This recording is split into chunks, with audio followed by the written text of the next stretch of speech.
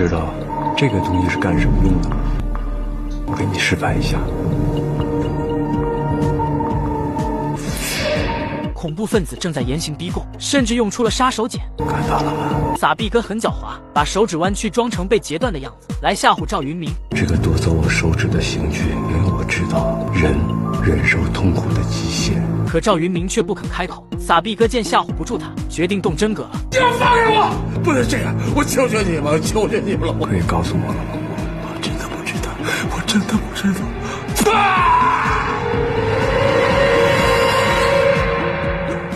赵云明是生物科学家，他的研究成果被恐怖分子盯上，要拿去做生化武器。为了完成这个任务，撒币哥做好了同归于尽的准备。他把一颗洲际导弹悬在大堂上，只要有人轻举妄动，或者警察强行突击，整个情人岛都会被炸上天。而这时警察也登上了岛，他们把酒店团团围住。雷神他们也乘坐直升机到达。雷神，真不好意思啊，让你的人困在了里边。可雷神却很相信自己训练出来的火凤凰，觉得这反而是好事，正好能里应外合。他将这个消息带到了联合指挥部，可局长却不太信任。女子特战队都是女兵，她们行吗？局长，我信任他们，就像您信任您的部下是一样的。他听了雷神的话，知道现在没有更好的办法。歹徒控制着酒店的出入口，警方的侦查设备根本送不进去，里面的情况一无所知，只能把所有的希望放在女兵身上。雷神赶紧和谭小玲通话，下达了侦查任务。叶寸心果然是信息高手，让大家搜寻手机，建立一个无线局域网，用手机视频当侦查设备。凭借这个操作，他们终于和警方联系上了。消息传到指挥部，把局长都给震惊了。真没想到，居然是有手机。现在已经进入了3G 时代了。好家伙，你们要是在5G 时代的话，哪里还用这么麻烦？而此时欧阳倩和田果终于上岸了，他俩游了1天1夜，刚走上马路就被特警们给发现了。自己人啊，自己人啊，别开枪啊！雷神得知这个消息，赶紧去看2个大难不死的小姑娘。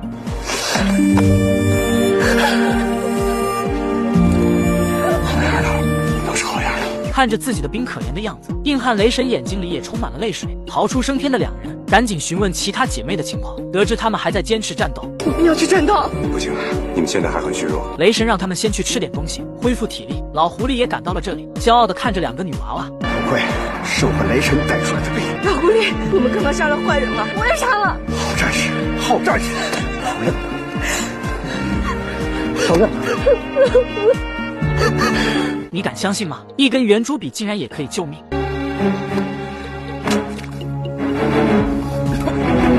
恐怖分子劫持的人质中出现了伤员，小女孩为了拯救妈妈，鼓起勇气呼救：“谁来救救我妈妈！”在场那么多人，竟然没有一个敢站出来。而这时林国良却动了。干什么？我是军医，你不怕死吗？我怕，可是人都那样了，我能不救吗？他的一番话打动了歹徒，竟然放他前去救治伤员。为了方便施救，需要把伤员抬到桌子上。可在他寻求帮助的时候，所有人都埋低着头，只有徐总爬了出来。这么多的人质里，只有他俩是真男人。他怎么样了？血河流到肺里了，得想办法把凶人血给放出来，必须找一个管道固体，要尖锐的。但这种情况下，根本就找不到合适的东西。徐总只能掏出一根圆珠笔，可没想到竟然也能用。林国良还很细心，让小女孩转过身不要看。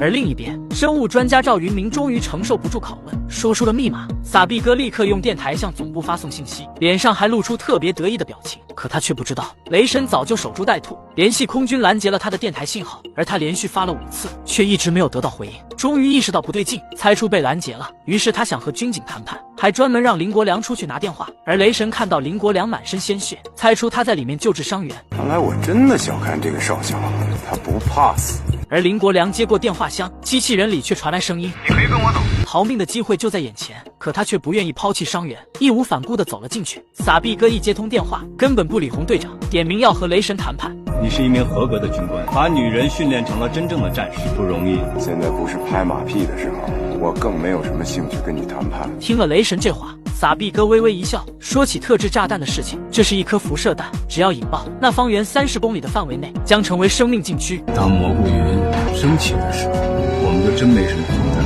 面对如此重大的威胁，雷神马上使用了激将法，说什么也不相信炸弹是真的。撒币哥果然中计，同意让防化部队进来测量。可防化组一到，得知任务详情后，却不同意这个计划。你疯了吧？我们的人进去，到了大门口那就是活靶子。怕什么？我陪你去。只见他卸下所有的防具，防护团的人都看傻了，连老狐狸都十分担心。可雷神决定的是，谁也阻止不了。他带着防化小组大摇大摆地走了过去。可这时撒币哥却怂了，他怀疑后面的是突击队，说什么也不让雷神进去。雷神嘲笑他胆小如鼠，撒币哥果然上当。他们不能进来，只有你一个人可以。我又不是防化团的人，我可不懂里边的东西。好，再多加一个人。你一定想不到特种兵的日常训练竟然如此的认真，随手一扔就是一个真手雷。007眼疾手快扔了出去，还没等他们反应过来，美女教员又是一颗手雷扔出，女兵被这突如其来的手雷吓懵了。石磊和黄宝贵迅速抢过他手上的手雷，却不慎丢落在地。我走！石磊眼看来不及闪躲，只好用身体来压住手雷。接着黄宝贵、007飞行员也压了上来，来了个4人叠罗汉，而有2个战友只顾自己撒腿就跑。不远处的飞狼目睹全部过程，然后从车上下来，看到这情景的副教官和谢思潇都笑了。好了，都起来吧！啊，手雷是假的。啥？不知道编剧怎么想的，为什么要用身体来压手雷？难道说这样就炸不死？我真是搞不明白。不过石磊不被炸死也被压死了。起来吧，假的！傻石子，起来！哎，起来了。别动他！帮我把他翻过来。医务队的女兵上来进行检查，发现石磊应该是暂时性的昏迷，这么多人压着他，不晕才怪。而和石磊情如手足的黄宝贵建议对石磊进行人工呼吸的救援方法。就在黄宝贵下嘴的瞬间，可能石磊感觉到了什么，突然醒了过来。你差点就浪费了我的初吻。那么多卫生队的妹子，怎么轮到你那样做人工呼吸呢？不得不说，石磊还是挺聪明的，在这种情况下还能保持头脑清醒，真是难能可贵。随着飞狼的一声令下，迅速全体集合。014号到，007号到，025号到，024号到，出来，注意！飞狼对这4人在本次演习中的表现做出了评价。如果他手上是一枚真手雷，那么这4人一定会非死即残。不过这团队精神值得表扬，反而刚才在演习中逃跑的那2人就没那么好的运气了。飞狼直接让他们打包走人，因为霹雳火空降救援突击队不会让没有团队意识的人员存在。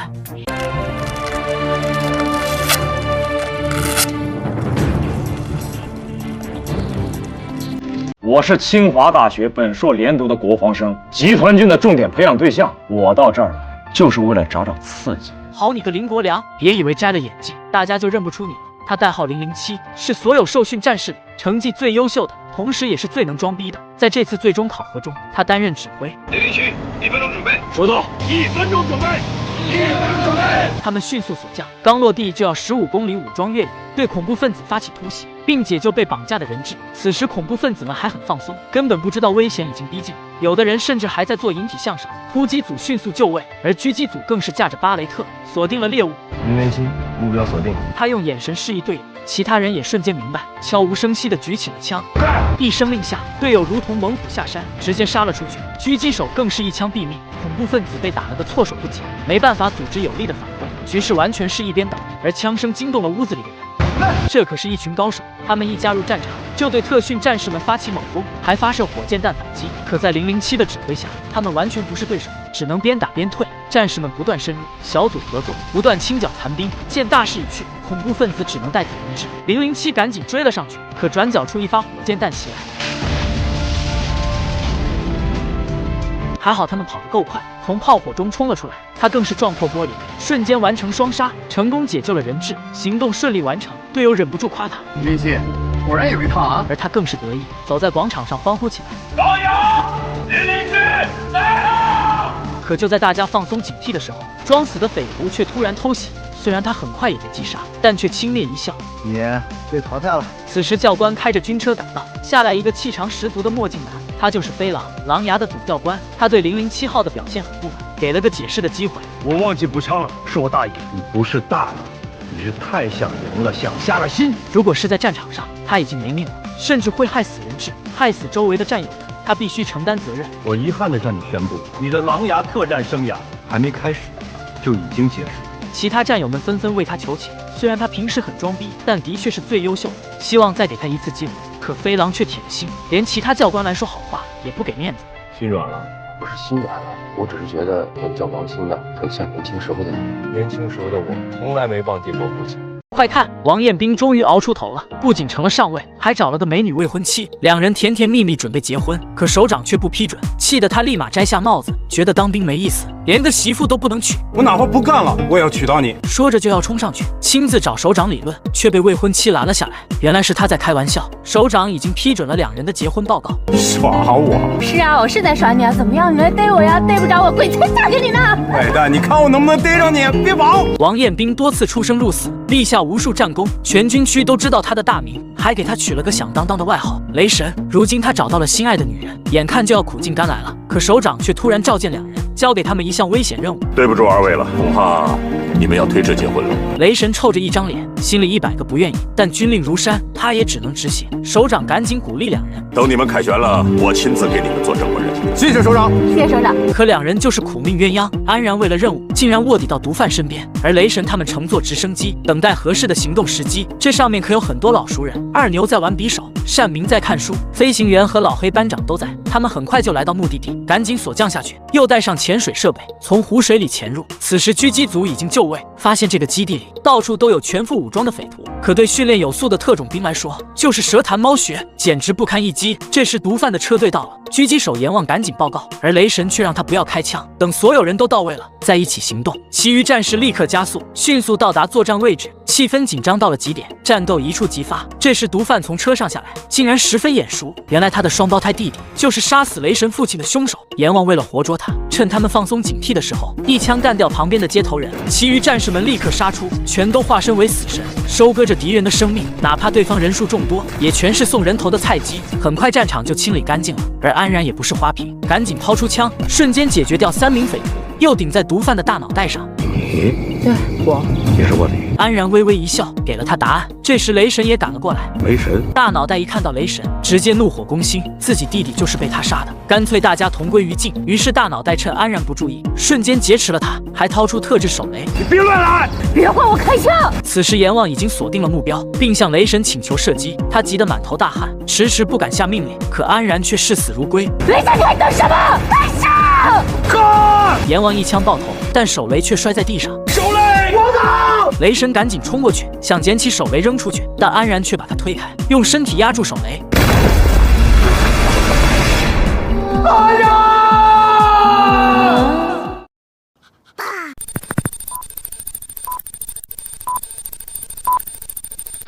班长骂人，我没有骂你。班长骂战士是狗，我是来当兵的，不是来当狗的。他叫叶寸心，最狂的新兵，不仅是个富二代，还考上清华大学，却被连长挖来成了新兵蛋子。但他眼睛长在头顶上，根本看不上其他人，连列队的时候都还在吹口哨。班长好心过去提醒，结果他却不领情，还瞪大着眼睛。你踢我干嘛？我那是在提醒你。你不会说话呀？还是没长手？班长被气得火冒三丈，还差点被他咬上一口。两人越吵越厉害，甚至要动手打架。可这时营长却来了，班长赶紧让所有人立正，并过去找营长帮忙。可营长心事重重的，根本没空理这些女兵。请营长做指示。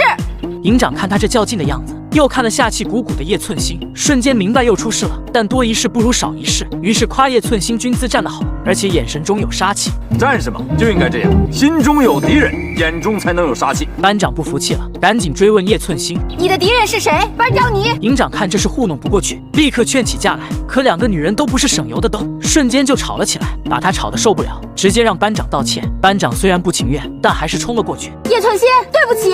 没关系。营长见事情解决了，赶紧把班长带走。结果却没忍住，你说你惹谁不好，非得惹他？叶寸心立刻就炸毛了，这话就是在歧视他，嚷嚷着不干了，还解起了腰带。营长瞬间暴怒，部队可不是饭店，想来就来，想走就走。连长知道这事后，赶紧来劝叶寸心，他以前高考可是全省的理科状元，直接被清华大学录取了。连长认为他是个人才，亲自把他招进部队来，而他果然很优秀，新兵连各项成绩第一，就算是第一次摸枪，都能枪枪10环。这强悍的战绩，连同期男兵都打不出来，只有军区的兵王，传说中的何晨光做到过。所以连长说光了口水，都要把叶寸心留住，甚至问起他参军的原因。好玩，我就是觉得好玩，当兵是我从小的梦想。连长瞬间眼前一亮，顺着他的话说，既然已经当兵了，那就好好干，实现自己的梦想啊。我想当的是打仗的兵啊，我没想到花5连来啊，天天背号码接电话，我受够了。可女兵都是在后勤单位，根本就没有作战的，所以叶寸心梦碎了，不想在部队浪费青春，决定回清华读书。连长没办法再劝了，了。而营长在外面听了很久，终于站出来救场，直接扔下一颗核弹。关于选拔女子特战队队员的通知。叶寸心瞬间眼前一亮，也不闹着退伍，求着营长让她去当女特种兵。这可是全军第1支女子特战队，没人知道该怎么选拔，又要如何训练，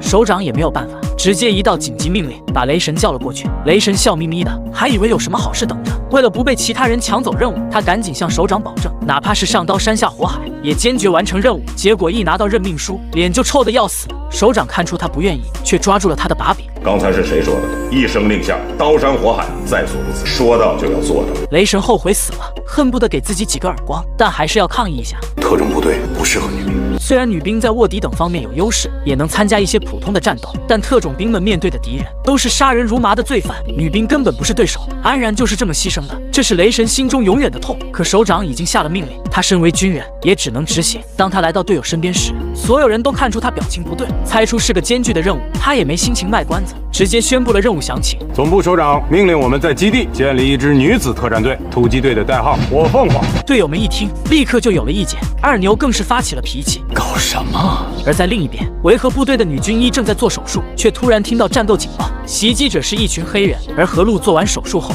立刻冲了出来，并迅速换上装备，帅气的加入战斗。在恐怖分子的自杀式袭击下，战士们很快就出现了伤亡。何璐赶紧指挥战斗，放他们进围区，敌将走，让他退役。在他的率领下，很快就把黑人打成了黑捕。外国长官很欣赏他，夸他不仅能救人，还可以上战场杀敌。但这么优秀的人才，知道组建火凤凰后，立马就要回国参加。我军组建女子特战队，真是盘古开天头一回。很多女兵都报名参加，幻想当上女特种兵，心情既高兴又激动，在车上就唱起了歌。跟女孩子在一块就是开心，等会儿有他们哭的时候。此时魔鬼教官们凑在一起，都愁眉苦脸的。他们是军区的磨刀石，训练过很多新人，但那些都是男兵，怎么折腾都可以。但等会儿到的都是女兵，万一承受不住，来个一哭二闹三上吊，那他们可就傻眼了。可雷神却很清楚，上级组建火凤凰不是闹着玩的，更不希望训练出的女兵都是中看不中用的花瓶，他们以后是要上战场的，所以绝对不能手下留情，否则就是害了他们。我现在就要4个字：一视同仁。教官们刚达成共识，一辆军车却突然飞了进来，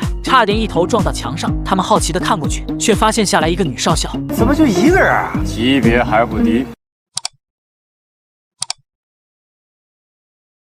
注意看，这个魔鬼教官一肚子坏水，要收拾眼前的菜鸡们，并迅速锁定了目标。你出列，头盔摘下来。唐笑笑听话的摘下，露出被狗啃的头发。他是文工团的，平时最爱美了，长头发留了8年，一半工资都花在上面。可为了不耽误训练，还是流着眼泪把长发割断。他做了这么大的牺牲，本以为教官会夸奖他，却只得到雷神的嘲讽。部队不是理发店，就算剪了头发，他照样是个弱鸡，不可能变成火凤凰。雷神还放下狠话，只要他还是总教官，那谁都别想通过考核。一些女兵打起了退堂鼓，纷纷上前摘下帽子，主动退出选拔。而老狐狸还劝笑笑退出，不要再待下去吃苦。但笑笑看着飘扬的红旗，更加坚定了决心，自己的头发不能白剪了。报告，我不退出，我死也要死在这儿。这让老狐狸很意外，觉得他变了一个人。而唐笑笑很清楚，他必须坚持下去。我要向大家证明，文艺兵不是穿着军装的花瓶。队友们纷纷为他鼓掌。这时指导员也穿上装备，申请加入训练。老狐狸赶紧过去，劝他不要来添乱。这是在训练菜鸟，在你眼里我就是菜鸟。谭小玲仔细思考过，想要让老兵和菜鸟认可他，就必须一起吃苦。老狐狸见他懂事了，赶紧让他入列。二牛立刻上去给他带上追踪器。菜鸟们信心满满，要挑战今天的魔鬼训练。可教官们却不按套路出牌，竟然让他们写遗书，还要签下生死状。他们都不是傻子，这明摆着后面的训练是有生命危险的。于是瞬间闹成一锅粥，坚决抗议，死活不签。但雷神却说一不二，只要是不签字的，全部弃权退出。女兵们别无选择，只能戴上菜鸟的头盔，拿着教官发的身份编号，乖乖的写起遗书。可到了阿卓这里，却发生了意外。报告，我不要14号，为什么？不吉利。但教官却不信邪，只给他2个选择，要么乖乖坐下，要么立刻滚蛋。何璐为了不让他得罪教官，偷偷的和他交换编号，却被教官抓住，愤怒的惩罚2人，12号和14号各扣5分。你为什么扣我分？阿卓就是个愣头青，还敢往教官枪口上撞。而何璐就很清楚，赶紧把责任都揽过去，要求扣他1个人的分。但教官为了立威，直接枪打出头鸟，来了个超级加倍。12号扣10分，14号也扣10分。为什么？你要是再问一个为什么，我就再扣你10分。阿卓不服气地坐下，别人都在认真写遗书，但他却折起了纸飞机。教官本想收拾他，却知道他是个孤儿，立刻就愧疚起来，后悔刚才对他那么凶。对不起啊，可他却没有搭理，反而扔出纸飞机，希望他把自己的话带给天上的父母。注意看，这个女兵为了不被发现，竟然把酒藏在那个地方，就算教官检查违规物品，也绝对安全。于是她就这样负重训练，一路上又是爆炸，又是高压水枪的，硬是没有把酒掉出来。而菜鸡们还被赶到泥坑里，抱着木桩做仰卧起坐，他们一肚子怨气，赶紧发泄出来。于是女兵们全部变成泼妇，把所有教官都骂了一遍。可元宝却微微一笑，迅速报复回来，让女兵一边练体能，一边唱小菜鸡的歌。然而他却积压不分。靠一只小鸭子吧，我是一只小鸭子，还给我大点声，我听不见。看到没有？千万不要得罪上级领导，不然会被折磨得很惨。而教官们还很贴心，知道他们风吹日晒的，皮肤肯定很缺水，于是让他们水里做俯卧撑。菜鸡们备受折磨，直接丢了半条命，好不容易休息了，立马冲向食堂。点心都有了，给你们5分钟时间吃饭。何路瞬间就急了，5分钟根本就不够用，这些教官就是变态，连吃个饭都要折磨人。可小蜜蜂却表示，他们作战的时候1分钟就得吃完。怎么没碗筷呀？你的手残废了吗？4分30秒倒计时快！菜鸡们立刻抢了起来，可欧阳倩刚咬一口，牙差点被崩掉。这馒头竟然是冷的，硬的跟石头一样。而沈兰妮直接喷出来，不许吐，浪费可耻，你不知道啊！这牛奶加了冰怎么喝？可老狐狸怒气冲冲的，他不敢惹麻烦，只好喝了下去。于是女兵们全成了野人，抓着食物狂往嘴里塞，而老狐狸还扔下颗核弹。半小时后检查宿舍，如果查出违规物品，所有人都得受罚。他们立刻冲回宿舍，一边脱下装备，一边处理藏的东西。所有人都慌里慌张的，可阿卓却很淡定，毕竟他藏酒的地方，教官们绝对不敢查。而果子是个吃货，藏了很多巧克力，赶紧全部塞嘴里，还让欧阳倩帮忙解决饼干，两人都要被噎死了。而沈兰妮立刻冲出来，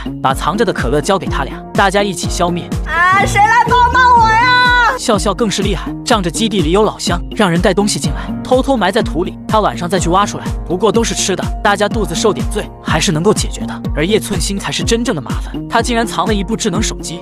沈啊，你是真的想死啊？你知不知道，一人犯错全队受罚？他也知道是自己不对，被骂也不敢吭声，而队友们都崩溃了，不知道该怎么办。而此时教官们踹门进来，一脸的凶神恶煞，菜鸡们乖乖站在一边，任由教官们检查。果子藏着半个苹果，嘴里还在动。我问你好吃吗？好吃。雷神让他交出苹果，还特别体贴，好吃那就多吃点。张开嘴！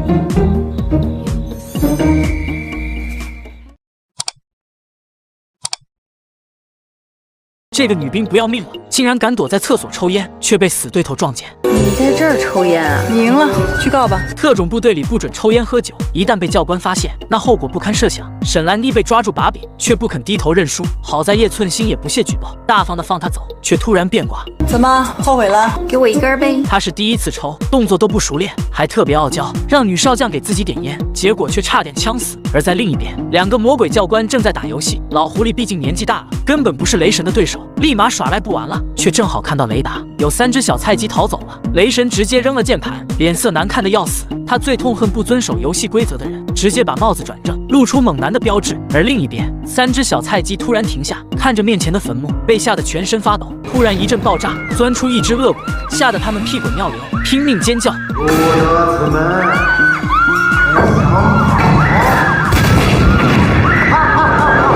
菜鸡直接被吓晕，而恶鬼却特别高兴，立刻摘下面具。原来是阎王教官。菜鸡逃跑的事情让雷神特别愤怒，把所有人叫出来，让他们看看逃兵的下场。雷神刚发完脾气，却突然闻到奇怪的味道，于是到女兵身边闻起来，那鼻子比军犬还厉害。沈兰妮心里有鬼，见他越来越近，立刻紧张起来，但还是被发现了。什么眼？中华档次不低呀你！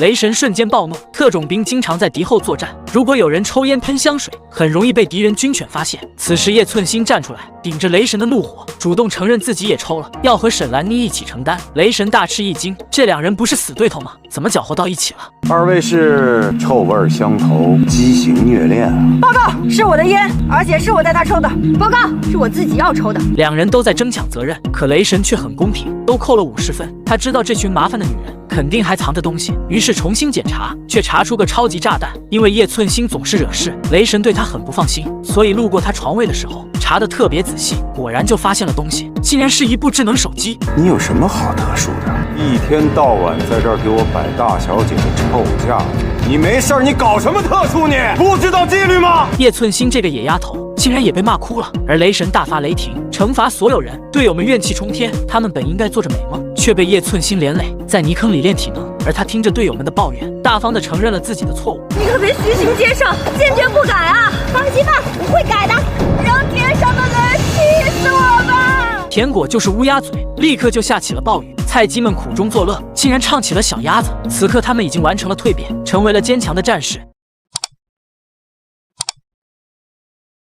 这个男人可太猛了，竟然敢生吃老鼠，还觉得没吃饱，又吞了一大块，甚至舔着手指，回味无穷。这恶心的一幕把菜鸡们吓惨了。我的妈呀，我不敢，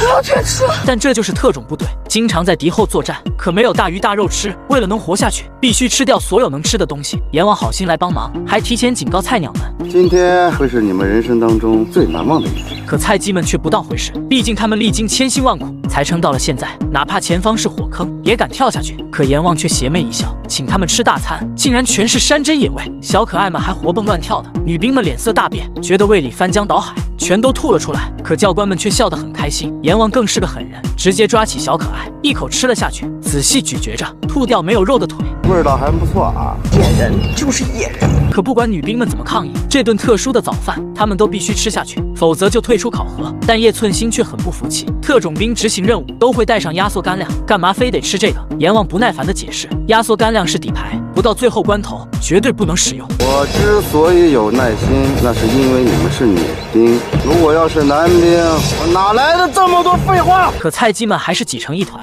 没有一个人敢站出来。阎王对此特别失望，决定来点劲爆的，专门选了只肉多的老鼠，但刚一拿出来，就把女兵们吓得赶紧后退。他手起刀落，鼠鼠就上了天堂。随后阎王享受其美味，不仅大口吃肉，还仔细回味着这残忍恶心的一幕，让欧阳倩彻底崩溃，嚷嚷着要退出。可果子却把他拉住，如果现在选择放弃，那之前的苦就白吃了，连大姐和鹿都受不了。他当初去维和的时候，只吃过野鸡野兔，老鼠这么生猛的东西，根本没有人敢碰。我们为什么要吃老鼠？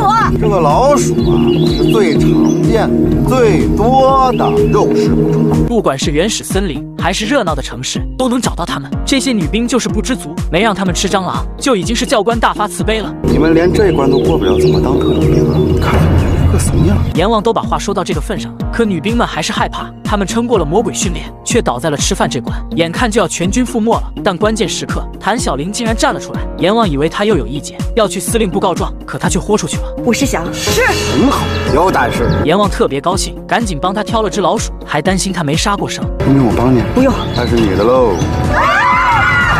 谭小玲快崩溃了，但她是教导员，必须做好榜样。而阎王还在不停催促，他终于彻底疯狂。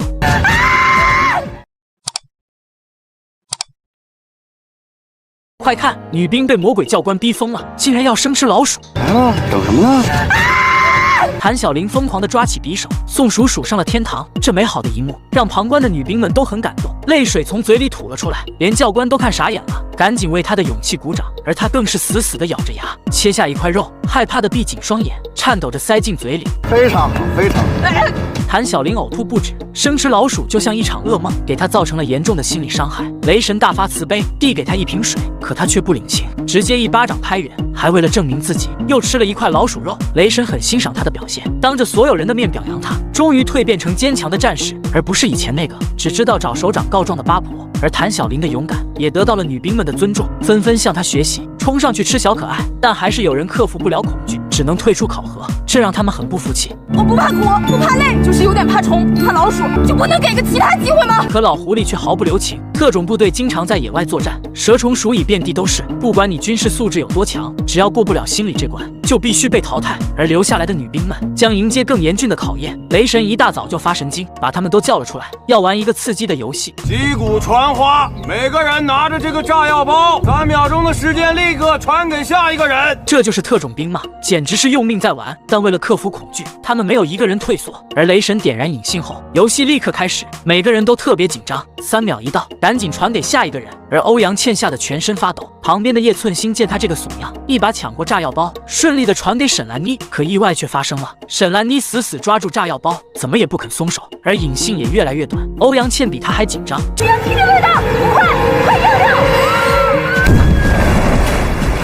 刚才在干什么？你疯了！还好扔得快，不然在场所有人，不死也重伤。叶寸心怒气冲冲的骂他，结果两人又打了起来。一边看戏的雷神特别高兴，见他们这么有活力，立刻让所有人10公里越野。队友们怨气冲天，这10公里跑下来，午饭早就没了。这时老狐狸赶来，一脸的愁眉苦脸，他也看到了刚才的危险情况，觉得沈兰妮就是个危险的炸弹。他太逞强了，只想着表现自己，一点团队精神都没有。再让他胡闹下去，随时都会爆炸，害死其他人。可雷神却很自信，他有的是办法对付这些菜鸟。没有调教不好的兵，他会迅速成长起来的，就是一个时间问题而已。这集训队变成新兵连了，比你弄得真是。快看，这群女兵们太惨了，不仅顶着40多度的高温，在泥坑里辛苦训练，教官还美滋滋的吃着西瓜，狠狠的刺激他们，气得他们疯狂诅咒，让教官打王者被坑，吃泡面没调料包。但魔鬼教官却变成天使，让他们停止训练。我宣布第1周结束，祝贺你们！女兵们高兴坏了，赶紧把木桩扔下，就在泥坑里庆祝起来。教官们也罕见的露出笑容。菜鸡们逃出了地狱，抓紧时间去洗澡放松，却发现了惊喜。热水，热水！他们洗了1周的冷水澡，终于可以享受一下了，高兴的又蹦又跳。而谭小玲更厉害，在暴雨中奔跑，把所有委屈都喊了出来，还跪在地上痛哭，脸上分不清是雨水还是喜悦的泪水。可雷神突然出现，他是个大老粗，不会安慰女人。狂欢的时间已经够久了，通知部队10分钟以后教室集合。所有人迅速集合，开始团队合作的训练。雷神把菜鸟们分成4个队伍，每支队伍8个人，姐妹们都被分到了风队。老狐狸对菜鸟们训话，一切以团队为重，只要发现不合群的，影响大家合作的害虫，那就立刻淘汰。风队队长3号到，副队长55号到。这个结果挺意外的，按理说谭小玲的军衔最高，应该是他当队长的。何璐也是这么想的，于是单独找他谈话。可他却是个明白人，火凤凰以后是要上战场的，现在的训练是为了以后的实战。而何璐在非洲打过仗，有丰富的实战经验，应该当这个队长。可何璐还是很为难。谭小玲赶紧开玩笑，反正队长和副队长都要轮换，以后有的是机会。两人把话说开了，赶紧召集队友们，让大家像雷神那样取个响当当的代号。所有人都兴奋起来，七嘴八舌地讨论自己的代号。其中果子的代号最奇怪，竟然叫雷婆，队友们都不理解，而他更是胆大包天，打起了雷神的主意。咱们这里不是有个雷神吗？雷神就是雷公，那我当然就要叫雷婆了。咱们总不能让雷神一个人傻单吧？其他人都惊呆了，为他的勇敢点赞。可阿卓却情绪激动，抓住他的衣服，警告他赶紧改名字。凭什么不能叫？我就叫雷婆，雷婆，雷婆，雷婆，雷婆！再给我叫去，雷婆！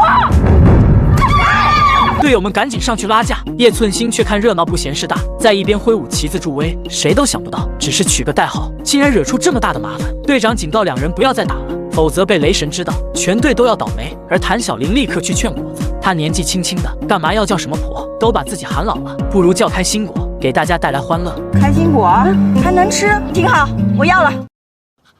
注意看，这个小女孩躲在房顶上哭泣，家乡突发特大泥石流，爸妈都被卷走了，只有她幸运的活了下来。此时解放军神兵天降，年轻的雷神带着队友立刻展开搜救，并发现了小女孩。你得救了，我是来救你的，对不起，我们来晚了。小女孩便是阿卓，把雷神当成心中偶像，立志成为像他一样的军人。而阿卓也很争气，不仅当了班长，还作为全连最优秀的女兵，参加了特种兵的选拔。而上天也被他感动，让他在火凤凰集训的时候见到了朝思暮想的雷神，于是拼命表现自己，光脚在石子路上狂奔，只为了跑到第一，在雷神面前留下好印象。但雷神这么优秀，不止阿卓喜欢他，果子更是大胆，要让雷神脱单，还取了个配对的代号雷婆。这可把阿卓气坏了，还和果子打了起来。这异常的反应让谭小玲很好奇，于是晚上找阿卓谈话，这才知道真相，明白他对雷神的复杂情感。他拜托教导员保密，想成为特种兵后再亲自告诉雷神。谭小玲答应了，但也很疑惑，你不问问人家有没结婚，有没有女朋友？我不管，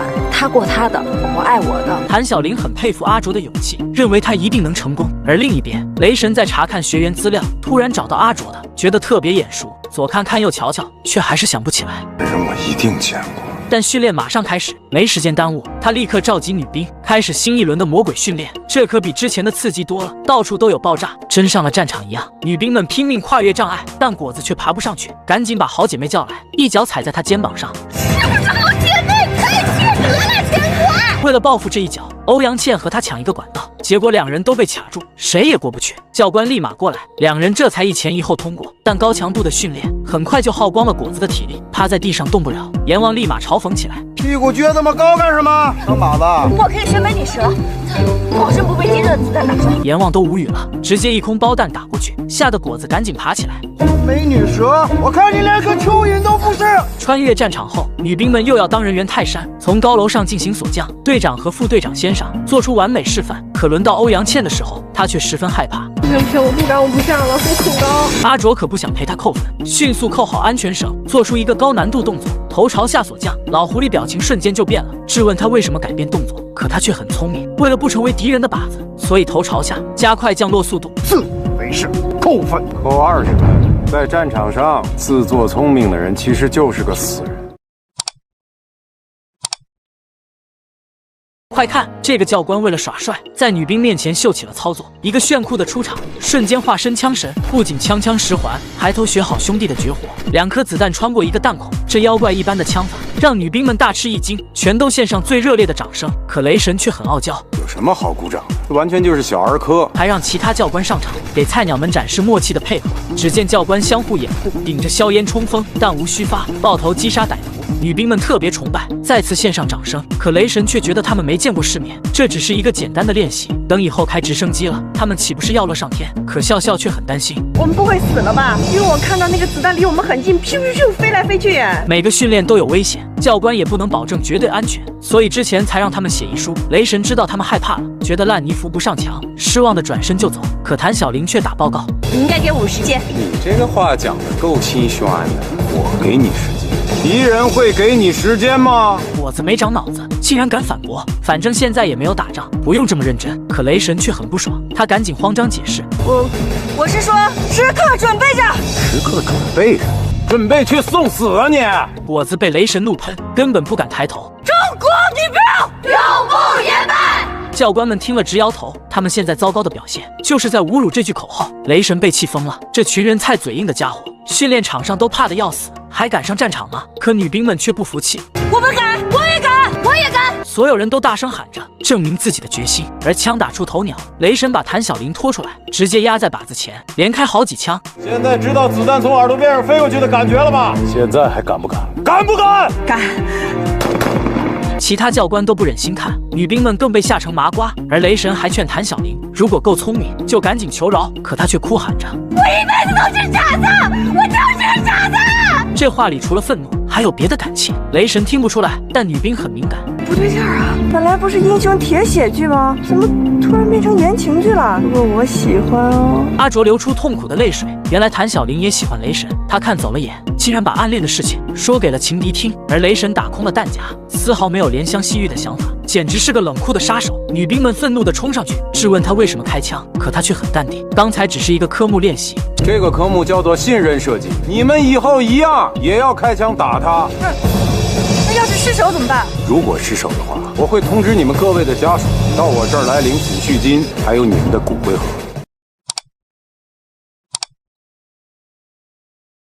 注意看，魔鬼教官正在训练狙击手，可方法却特别奇怪。拿出你们的针线包，把10根针全部穿在一根线上，限时1分钟，计时开始。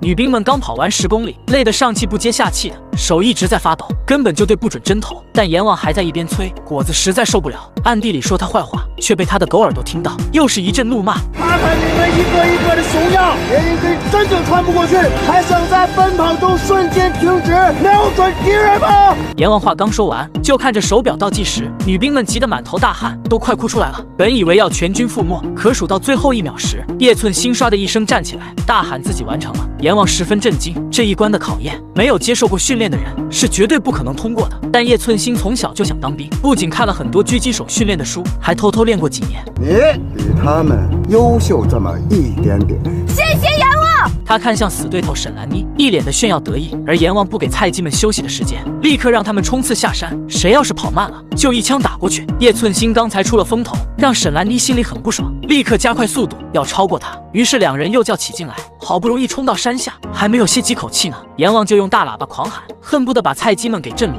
还把所有人赶到一边考试，要求在30秒内默写出化学周期表。这可要了学渣们的命。果子还四处偷看，并让欧阳倩给他说答案，这明目张胆的作弊，也不怕被教官发现了。虽然欧阳倩说了答案，但他还是吃了没文化的亏，根本就听不懂。看看你们一个个的鸟样，连笔都拿不稳，怎么扣班级啊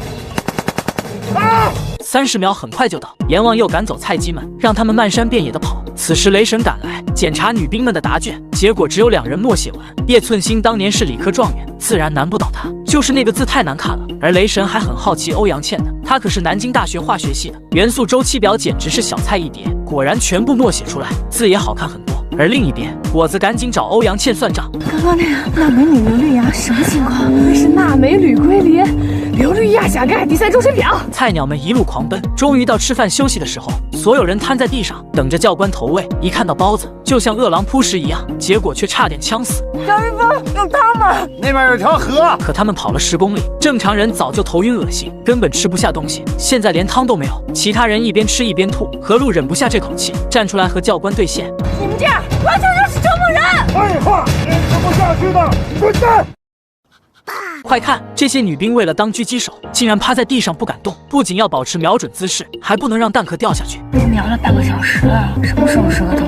这种方法虽然很痛苦，但为了练出肌肉记忆，女兵们都咬牙撑着。可笑笑却受不了了，她是文工团的，身体素质最差，只有下连队的时候打过1次靶，还只打了10分钟，现在饱受折磨，胳膊肘疼得要命。何璐注意到他不对劲，赶紧让他转移注意力，想点开心的事情。可意外却发生了，他调整姿势的时候，手不小心抖了一下，弹壳直接掉在地上。阎王是狗耳朵，立刻就听到了，还坏笑的走过来，蹲在他面前嘲讽：“我要没记错，你已经掉了3次了，你怎么这么笨呢？”随后他检查其他人的情况，却发现2个大眼睛，叶寸心又和沈兰妮杠上了，2人眼睛里满是杀气。可狙击手需要绝对的冷静，就他俩这怒气冲冲的样子，根本就不适合。而阎王还嫌他们太轻松，开枪吸引注意力，随后让菜鸡们转移阵地。地上铺满了尖锐的碎石，胳膊只要撑在地上，那就是上了刀山，疼死人不偿命。笑笑都流血了，却还在坚持。叶寸心看见后，赶紧让他去包扎，可没有教官的允许，他宁愿流血流泪，也不敢动一下。阿卓替姐妹出头，大声喊报告：“我要上厕所，我也要上厕所，我来大姨妈了。”2人这么一闹，阎王也不好多说什么，只能让大家休息一会儿。何璐立刻检查起来，却发现笑笑的伤很严重，衣服都和伤口粘在一起，脱不下来了。这时阎王走了过来，警告他千万别动，并掏出匕首把衣服给划破了。他为了不让姐妹们担心，还装得很坚强。看我这个训练服多拉风啊！你傻呀！笑笑用他的鲜血证明了文艺兵也是战士，不是中看不中用的花瓶。等到了晚上换岗的时候，何璐悄悄地下床，不吵醒熟睡的战友们，还给其他人盖上被子。叶寸心腿上有一大块淤青，看得他特别心疼。他四周看了下，却没有发现阿卓。而此时阿卓正在训练场上，一个人偷偷喝闷酒，结果却被教官们发现。于是雷神趁训练的时候单独找他谈话，这才知道了真相。原来雷神当年救的小女孩，竟然就是阿卓。你知不知道，从5岁开始想念一个人的滋味？雷神这才知道他的特殊情感，赶紧劝告这个小女孩，她现在是军人，必须认真训练，不被儿女私情耽误。她以后一定会找到真爱，而不是雷神这个虚幻的影子。中国女兵永不言败。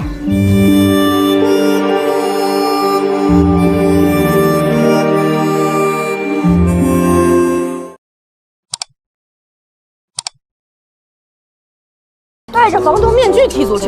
对啊，而且要带着他踢完全场。特种部队举行足球赛，但比赛还没开始，聪明的老兵就知道肯定又是男足输了。而教官还打开一个箱子，女兵一看就傻眼了，竟然全是防毒面具，还让他们带着打比赛，这不是欺负人吗？叶寸心不服气，立刻反问一句：“那你们呢？”教官让你们干什么，你们就干什么，哪来的这么多废话？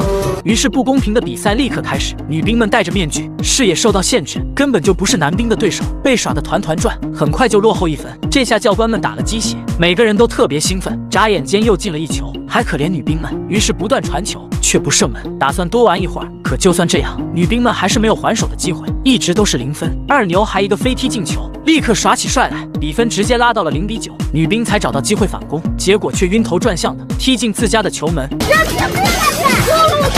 老狐狸看他们这个表现，愁得直皱眉。雷神也黑着一张脸。足球是团队的比赛，但他们却一点合作都没有。真让我失望，各自为战，完全是一盘散沙。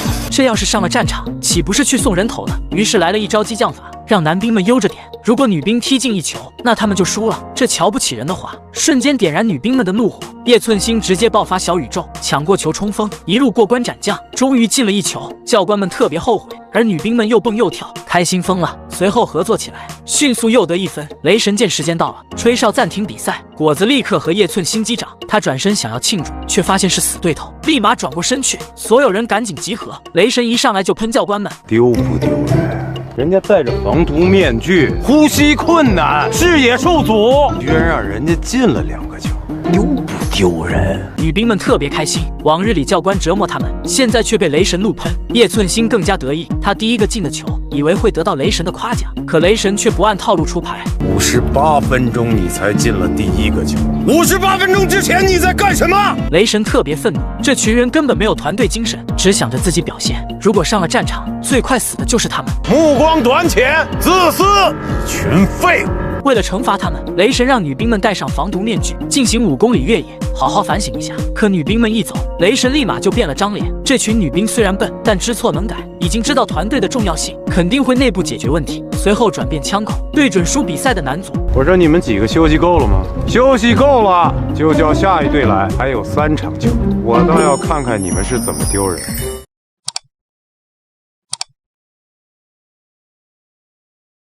注意看，这些女兵还没睡醒就被叫起来训练，却又不敢对教官发火，只能小声抱怨几句。可叶寸心却很自信，姐妹们，今天休息。所有人都看着他，觉得他还没睡醒。教官们都是魔鬼，怎么可能让他们休息？但叶寸心是清华计算机系的，苦练2年半的黑客技术，黑进基地的系统，把训练任务给改了。于是老狐狸瞬间傻眼，虽然不敢相信，但还是宣布解散，让大家休息1天。黄鼠狼还有给鸡拜年的时候啊！还愣着干什么？解散！真休息啊！而雷神看着屏幕，觉得特别纳闷。老狐狸赶紧过来，以为他大发善心，可他一看训练任务，瞬间就明白过来。偷袭成功，我们就需要这号人物。叶寸心，但他们还是太嫩了，雷神有办法收拾他们。于是举行足球赛，却发现他们没有团队意识，内部有很大的问题。于是罚所有人戴着面具，武装越野5公里。老狐狸还很贴心，担心他们跑得太热了，用灭火器帮忙降温。女兵们被折磨惨了，好不容易坐下吃饭，却又闹了起来。吃货果子很贪心，觉得菜太少了，都不够他塞牙缝。而叶寸心也嫌吃不饱，直接拿了2个馒头。这下沈兰妮可看不下去了，这人怎么这么自私？全队那么多人，他却只顾自己吃饱。叶寸心也不甘示弱，又吵了起来。少在这冲大头！你这个人怎么这样？都吃饭，少说话。见队长发话了，2人只好埋头吃饭，却盯上了同一块肉，谁也不肯让，直接在盆里较着劲，结果却打翻在地上，肉掉了一地。2人立马恨着对方，所有人都怒了。本来菜就少，还被他俩给浪费了。阿卓直接走过去，把脏了的肉捡起来。干什么？我看你们胃口真的不错，我剩200个。果子觉得很委屈，立刻抗议起来，却被老狐狸臭骂一顿。一颗老鼠屎坏了一锅粥，你倒是朵花，一朵狗尾巴花。其他人可倒了大霉，被2人连累做俯卧撑。谭小玲想不明白，一定要老狐狸给个解释，这才知道是雷神的安排，因为他们团队意识差，故意给了这么点饭菜。难道上了战场，你们因饭菜分配不均而大打出手吗？谭小玲知道是他们的错，于是甘愿受罚，但2个死对头却盯着对方，心里都憋着气。于是训练的时候直接动了真格，打起来毫不留情。沈兰妮还是厉害，把叶寸心一脚踹倒，而他摸着脸上的伤，怒吼着冲上去，抱住沈兰妮的腰，想要把死对头摔倒，却被轻松化解。他不服输，爬起来要接着打，可老狐狸却赶来，带来一个奇怪的消息：13号，你妈妈看你来了。报告，我在训练。执行命令，马上跟我到指挥部，快！注意看，一辆豪车开到军营门口，还下来一位富婆，守卫都看傻了，赶紧上去盘问。小同志，我找叶寸心。叶寸心是谁？他是在这儿受训的学员，我是他妈妈。是他告诉你他在这儿了吗？不是，我托朋友打听的。好家伙，这富婆的背景可真硬，随便一个朋友就能打听到军区的机密，小战士可不敢得罪，赶紧打电话询问。而雷神正在看利刃出鞘，一接电话也震惊了。老狐狸看他表情不对，赶紧追问发生了啥事。2人一对眼神，就知道来了个大麻烦。老狐狸立刻出去迎接，女人叫张海燕，是个大富婆，此时正在打电话，拜托老同学帮忙，只要她一个电话，那这里的人都会给面子。而老狐狸及时赶到，一看这豪车，就知道女人不简单，连忙问她是通过什么手段知道叶寸心在这的。我高中同学在部队工作，我就请他打听了一下，这个犯规吗？啊，不犯规。老狐狸就是聪明，知道他有靠山，便开车带他进去。海燕一路上特别好奇，东张西望的。等到了指挥部，就见到黑脸的雷神，刚坐下就要求见女儿，可雷神却不给面子，明确表示现在是特训期间，按照规定不能见面。但海燕打起小算盘，让雷神理解他的难处。你看我这跑了1000多公里过来，就是想看看他，要不您就网开一面。然而雷神一点都不惯着他，能找到这是他的本事，但绝对不能见女儿，不然其他战士知道了，都闹着要见爸妈，那这队伍还怎么带？还承诺等训练结束会给女兵们放假。可海燕就是不甘心，缠着雷神诉苦，雷神都无语了，根本不想理他，赶紧叫来老狐狸送他离开千里之外。可这时电话响起，竟然是首长打来的，还知道叶寸心妈妈来了。机关电话追过来了，你安排他们母女见一面吧。可是首长，执行命令吧，有时候咱们也得向现实低头。这海燕可真厉害，首长都得给面子。雷神虽然无奈，但只好让老狐狸出动，把叶寸心请过来。海燕不想得罪雷神，赶紧上去道歉。我这也是没办法。我觉得你挺有办法的。他尴尬地笑着，雷神却摔门离开。而另一边，老狐狸到训练场把情况说了出来。叶寸心很意外，而其他女兵却很不爽，立刻嘲讽起来：“还愣着干什么？赶紧找你妈喝奶去啊！”怎吧？果子特别生气，大家都是封闭训练，凭什么她就是大小姐，可以享受特殊待遇？一群人立刻聊了起来，纷纷猜测她的家庭背景。而队长赶紧阻止他们，让大家继续训练，毕竟教官还在一边看着呢。而叶寸心见到老妈后，却大吵了一架。你干嘛？不管，就你了。这边。这个女少校一到基地就被一群男兵欺负了。就在刚才，她开车飞了进来，差点一头撞在墙上。教官们都很好奇，以为她是来参加训练的学员，见只有她一个人，于是特别担心，让我们一队人训他一个，这上级明显是让我们整死他呀！二牛和雷神对视一眼，决定按原计划行动。可老狐狸却不忍心，少校，就你一个人？对啊，你们还等谁？教官们听了也不怜香惜玉，给他来个特殊的欢迎仪式。他瞬间就火冒三丈，但男兵却很热情，欢迎光临。教官还要绑了他，于是他暴怒出手，反而把男人摔了出去。见女少校不好对付，三人一起冲了上去，本以为很快就能拿下，却没想到他身手很好，1打3竟然不落下风。这个女人有点意思，有2把刷。可他的体力却跟不上了，很快就露出破绽，腿被一把抓住，狠狠地摔在地上。他一个翻滚，躲过教官的臭脚，二牛都不忍心看下去，躲在阎王身后。而他吃了几下重踢，赶紧爬到车上。我是新来的教导员。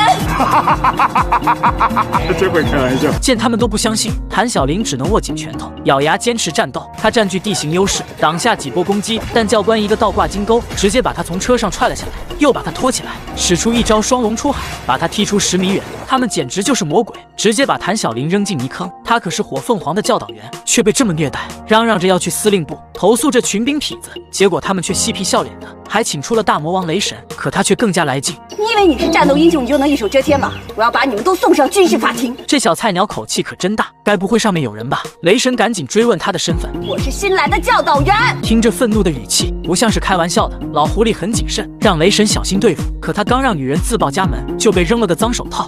谭晓玲，陆军少校，火凤凰集训队教导员。其他人赶紧翻他的背包，果然找到了调令，全都凑上去看。下一秒却直拍脑袋。而谭晓玲见他们都明白了，说话的底气都充足起来，骂他们是一群臭流氓，竟然敢无视军规军纪，对上级动手。但雷神却很护犊子，直接给怼了回去。他只是火凤凰的教导员，管的都是那些女兵，而他们都是教官，根本不归他管。谭晓玲被气炸了，要去司令部告状，但雷神却很直接，如果他身为教导员，遇到问题只知道告状，不能靠自己的能力去解决，那不管是男兵还是女兵，都不会有人服他。这就是部队靠实力说话的地方。谭晓玲沉默了，为了完成自己的任务，同时也为了争口气，他决定忍耐下去，成功组建火凤凰，但必须放句狠话：我不会放过你，随时恭候。雷神让他去洗澡，换上干净的衣服，等会迎接菜鸟到来。下来拉我！他踩着淤泥里，根本就动不了。老狐狸把他拉起来，带去澡堂子。可他刚开始洗，老狐狸就催了起来，气得他破口大骂。老狐狸也愁眉苦脸的。女教导员，哎呀！雷神趁机查了谭晓玲的资料，这才知道她是个女强人，不仅是心理学硕士，还是国防大学在读博士。这响当当的学历让大老粗们很佩服。全才啊！一般般吧。可雷神一句话就让他破防了。我问你杀过人吗？怎么可能？战争可不是找工作，学历在这里根本就没用，不能杀敌就活不下去。所以在这些男人面前，他顶多算个厉害点的菜鸟。而雷神更是好言相劝，让他好好观察和学习，千万不要多管闲事。他是个聪明人，瞬间反应过来，雷神要用刚才对付他的方式去迎接来训练的女兵。你这叫虐待战士？这不叫虐待，难道是爱护吗？此时菜鸟们都到了，雷神赶紧接收新人，却发现少了一人，而这个消失的女兵将会干一件惊天动地的大事。雷神一想到这些菜鸟马上要被魔鬼训练了，忍不住狂笑起来。而菜鸟们到了新环境，却特别激动，东看看西瞧瞧的，完全没有危机意识，还叽叽喳喳的聊天，对着教官花痴起来。太酷了，酷毙了！姐妹儿，你是花痴吗？是的。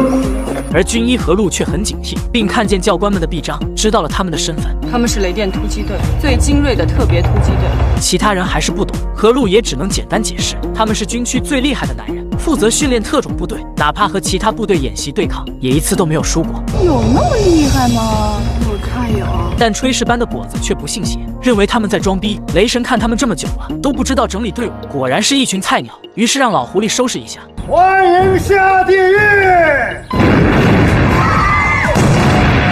女兵被吓得抱头蹲地，还瑟瑟发抖，随后像一群小鸭子被赶到泥坑里。雷神拿了个大喇叭质问他们是来干嘛的，但他们的魂都被吓丢了，根本不敢说话。雷神对此特别失望，而阿卓站了出来，我是要成为中国的女特战队员。这个回答让雷神很满意，见他们身上脏兮兮的，好心给他们冲洗一下。可高压水枪的威力太大，弄得菜鸟们叫个不停。谭小玲看见这一幕，刚要冲过去阻止，却被老狐狸拦了下来。不要上基地司令部控告。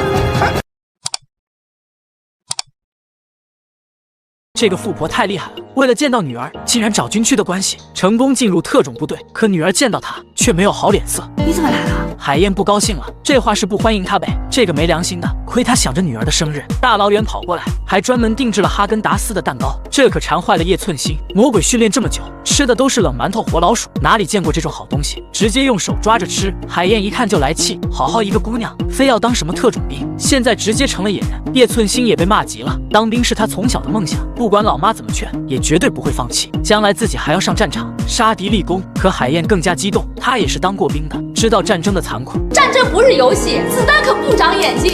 就算是没有战争，那特种部队是非常危险的，万一有个特殊情况怎么办啊？但叶寸心是铁了心，他已经是成年人了，有自己的目标和追求。我选择了这条路，我就要把它走到底。它就是屎，我也把它吃了。母子俩激烈争吵，谁都说服不了谁。叶寸心更是出口伤人，让老妈别仗着年纪大，就用那落后的思想来教训他。海燕差点被气吐血，只好一个人生闷气。而叶寸心也知道自己说错话，赶紧过去安慰老妈，没几句话就哄好了，还发动绝招。如果你是爱我的，你就支持我。我当然爱你，你是我的唯一。可怜天下父母心，海燕只能成全女儿的梦想，但想通过她的关系让女儿的生活好一些，却得到叶寸心的强烈反对。部队里最瞧不起搞特殊的，叶寸心还忙着训练，蛋糕也不吃了，转身就跑。就这么走了？他一回去就申请加入训练，可果子却因为他搞特殊，故意压低木桩，不让他进去，气得他自己去搬木桩。而雷神看到这一幕，怒火瞬间点燃，训练都排斥队友，那打仗的时候岂不是要害死他？一点团队意识都没有，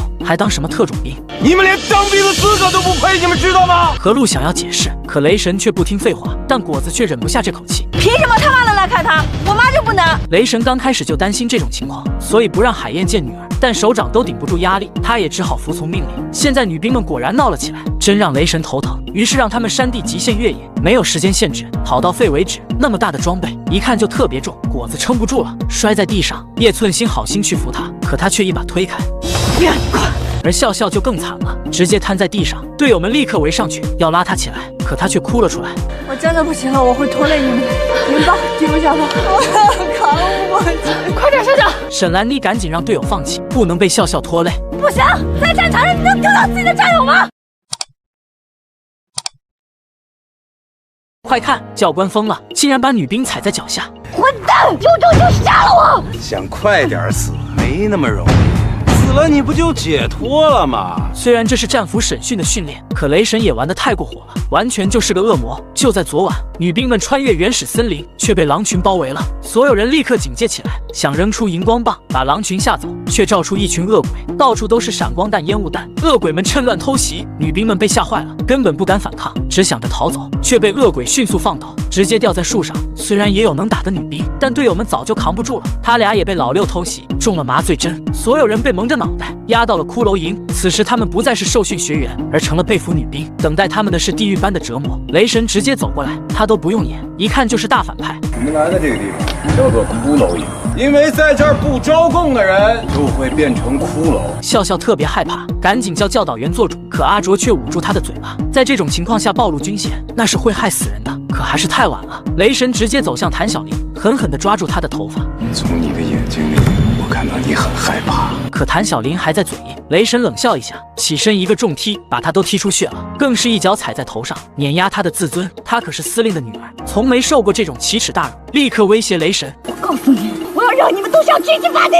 可雷神却嚣张大笑，根本就不怕他，反而把他拖到火堆旁。我听他们说你是教导员啊。长官知道的机密绝对比普通女兵多，所以雷神重点照顾她，揪着她的头发逼问。她忍受不了疼痛，便让雷神靠近一些，才说出情报。雷神古怪一笑，猜出她的小把戏，但还是很配合。你再凑近一点，我想要知道正确答案。雷神抹掉女人的口水，直接把她打飞，下令把所有人关起来。教官一走，女兵们立刻抱怨起来。看这雷神脑子是有病吧？这是训练吗？这是虐待。就是啊，真变态。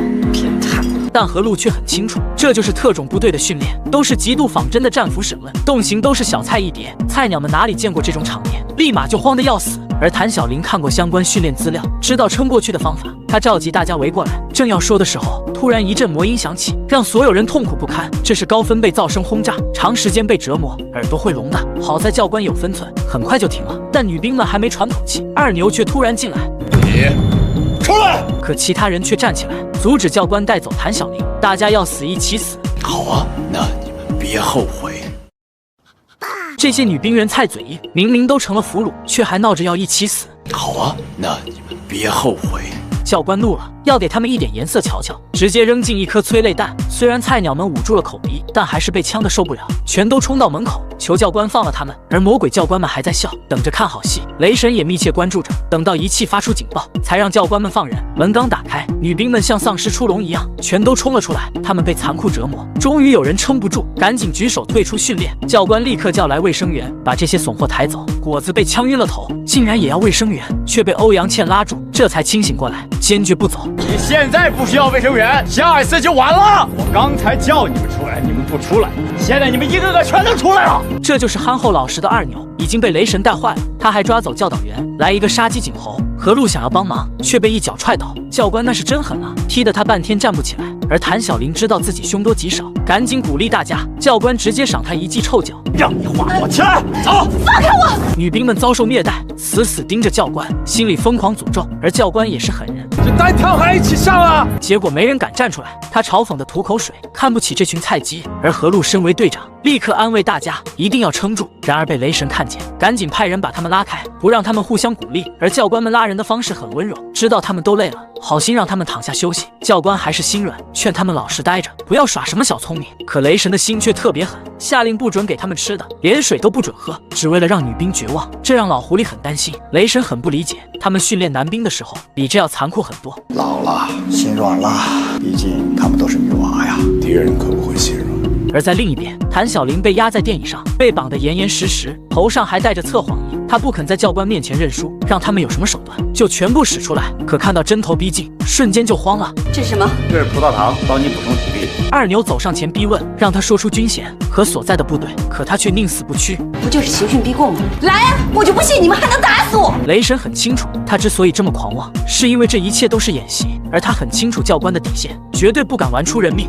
要是出了事，你还有你们都吃不了兜着走！我会让你们通通的扒下军装，通通的送进军事监狱！他就像个疯婆子，让雷神特别无语，竟然不遵守游戏规则，还特别嚣张。假的就是假的！这句话彻底激怒雷神，决定动真格，而谭小玲将为自己的狂妄付出惨痛的代价。这是什么？是什么？你们要给我注射什么？这个女兵太嚣张，因为是战俘演习，就嘲讽教官不敢玩真的。可雷神却不惯着他，直接上绝招，给他注射了审讯药物。这种药物是国外发明出来，专门用来折磨犯人的。只要注射进去，浑身上下每一处神经都会疼得要命。谭小玲听了，眼神中充满了恐惧，她这才明白雷神就是个疯子，但为了撑过考核，他也豁出去了。来啊，来！我什么都不会说的，你别痴心妄想。但嗓门大并不能解决问题，教官无情地注射了2cc，虽然用量很少，但他依旧疼得表情扭曲，全身发抖地流下眼泪。雷神上去采访他的感受，可地狱般的折磨反而激发出他的怒火。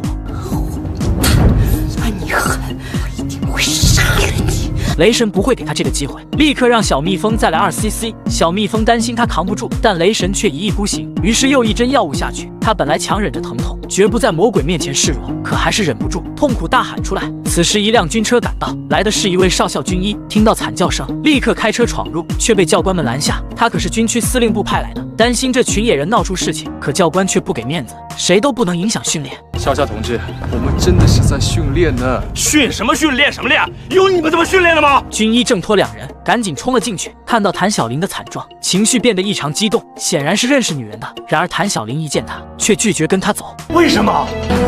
不能输给他。谭小玲这是和雷神杠上了，可林军医却很担心，强行要带走他，却被教官拖走。雷神询问他的身体数据，知道都是正常水平后，宣布继续地狱训练。但小蜜蜂却急了，这成年男子的极限承受能力是80 岁，他已经注射了4cc了，她可是个女的呀。可雷神铁石心肠，硬是要继续注射，连老狐狸劝他都不管用。他还很贴心，让谭小玲准备遗言。女人流下泪水，用沉默做最后的抵抗。小蜜蜂的手都在颤抖，连雷神也满头大汗，知道自己在玩火。这一针下去，女人瞬间崩溃。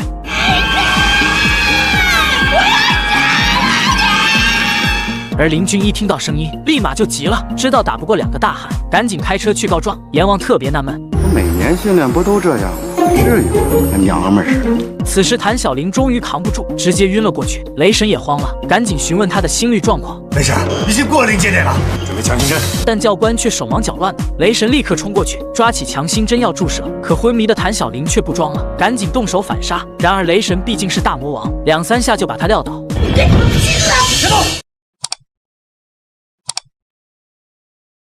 快看，这个女人假装昏迷，创造反杀的机会，可惜遇到了大 boss， 瞬间就被撂倒。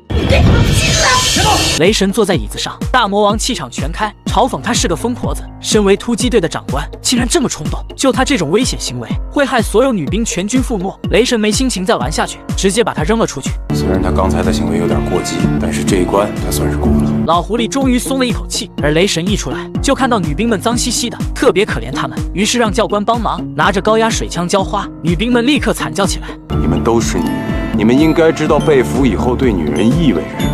和禽兽的敌人相比，雷神已经很温柔了，至少还保留了人性。只要他们是个聪明人，就不会留在地狱里受苦，直接退出就好了。终于有女兵承受不住压力，哭着喊着想回家。雷神得意一笑，立刻让人解开他的手铐。其他女兵也纷纷动摇，赶紧抓住机会离开地狱。笑笑也陷入纠结中，但还是决定留下来，证明自己不是花瓶。而果子为了撑下去，嘴里一直报菜名，用美食的力量鼓励自己。谭小玲更是死死盯着雷神，恨不得把他活吞了。可雷神看着这些顽固分子，已经失去了耐心，一把抓起何露，拖到大水缸前，直接按进水里。让你不说，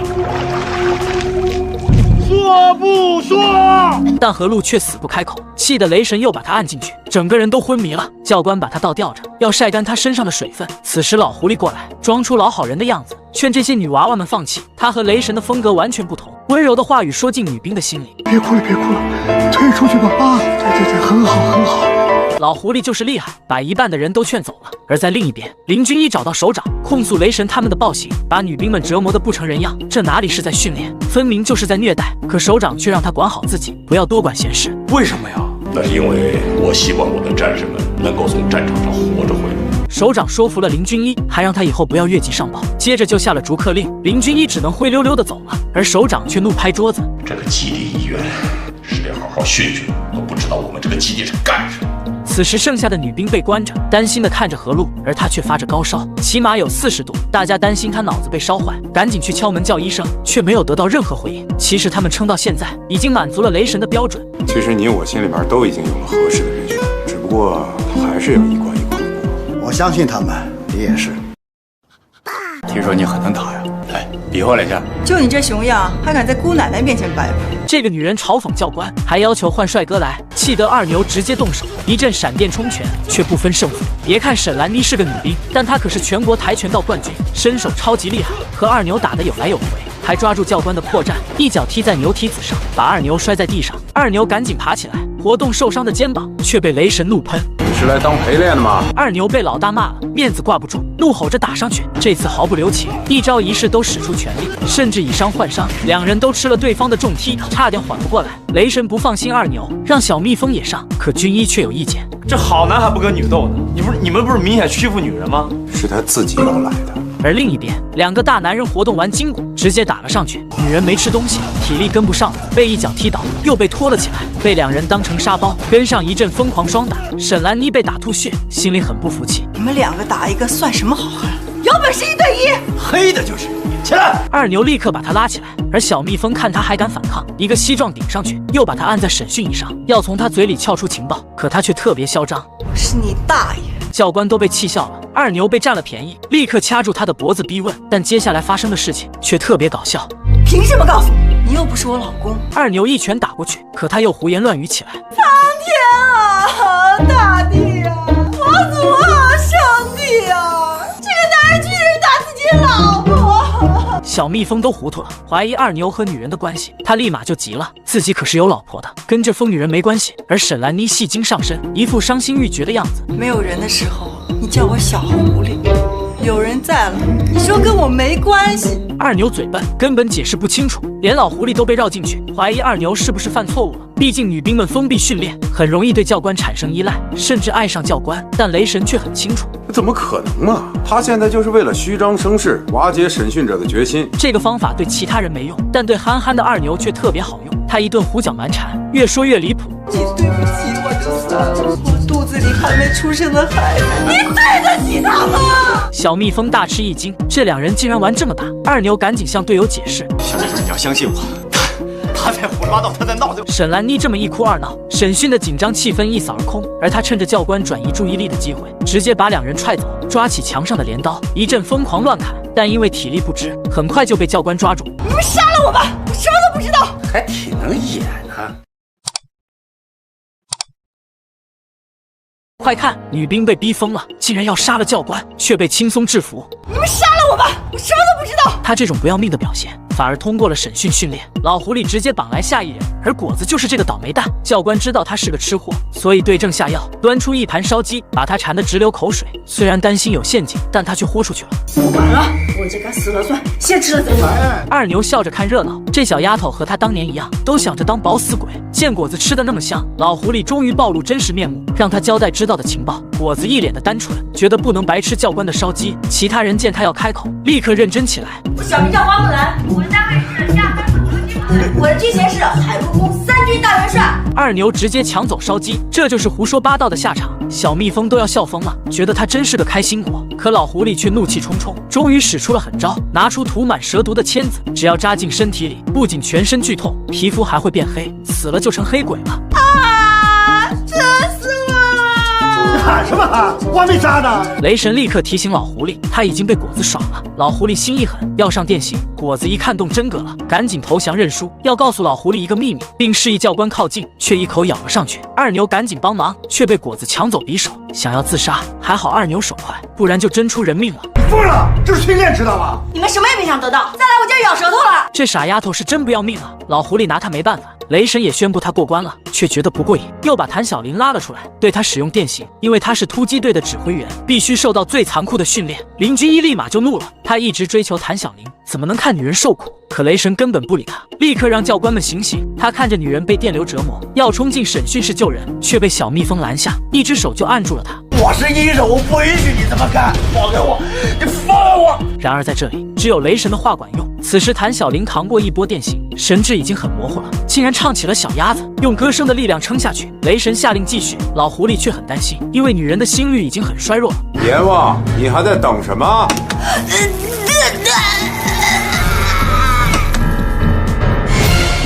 雷神见他晕了，让教官用冷水浇醒，把他扔了回去。这群女兵太惨了，不仅被残酷折磨，还有人发着40多度的高烧，但他们却互相鼓励。周国云，有无言吧？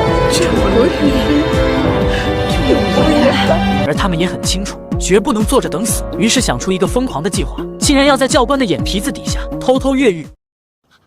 快看，教官竟然亲自动手，让女兵尝尝被俘的滋味。又是你！雷神疯了一样，把叶寸心死死压住，还扒开他的衣服。这禽兽一样的做法，让沈兰妮看不下去，立刻冲上去帮忙，给雷神狠狠踢了一脚。其他女兵也豁出去了，徒手和教官们拼命。老狐狸看场面失控，赶紧开枪阻止。训练结束，训练房间有备人员，给你们检查身体。然而女兵们被地狱折磨，早就把教官们当成敌人了。我凭什么相信你啊？连我你们也不相信吗？教导员，我请你下个命令吧。谭小玲不想把事情闹大，忍气吞声的让大家放弃抵抗，而教官们也把他们的手铐打开。一场闹剧终于结束，而雷神摸着脸上的伤口，随后到湖边处理。可老狐狸却找到他，觉得他刚才的行为太过激，把女兵们吓坏了，但他却觉得必须这么做。女兵一旦被俘，敌人会更加凶狠，一定要把他们逼到绝路，才会爆发团结求生的精神。你这是用心良苦啊！可老狐狸特别担心雷神这么做会被女兵记恨，可他却冷酷一笑：我又不找对象，我用不着他们喜欢。而雷神这么冒险，突然对女兵下黑手，完全是他们自己做的，因为不想坐着等死。于是菜鸟们决定越狱。阿卓简直就是千里耳，隔墙偷听到重要信息，有巡逻人员经过，100米外有军犬的呼吸声，还有电网的电流声。队友怀疑他开挂了，但也知道闯不出去，于是想点火烧房子，把教官引进来解决。所有人立刻围在一起，掩护阿卓钻木取火。她是大凉山的女娃，知道该怎么操作，很快就弄出浓烟。教官们全都跑到门口，担心里面发生了火灾。阎王觉得女兵们在作死，于是让其他人开门，自己上高台狙击。此时雷神刚睡一小会儿，却被噩梦惊醒，立刻跑了过来，知道女兵要越狱。果然门刚一打开，他们就冲了出来，和教官们贴身缠斗，这让阎王不好开枪，担心误伤了队友。而女兵们在绝境之中爆发出强悍的战斗力，不仅抢走了教官的枪，还一颗手雷扔出去，差点把教官炸死。而他们却趁机上车，一通横冲直撞。可雷神却嘴咬引爆器，掏出这个终极武器。见女兵们要成功越狱，他却邪魅一笑。就这样，女兵被全部抓住。雷神为了给他们一个教训，才亲自动手欺负叶寸心。虽然被群殴了，但还是很开心，至少他们知道团队作战了。而叶寸心主动找到沈兰妮，蛇将，你叫我，谢谢你啊。这两个死对头终于不再闹矛盾，女兵们有说有笑，庆祝他们熬过了骷髅营，成为共患难的姐妹。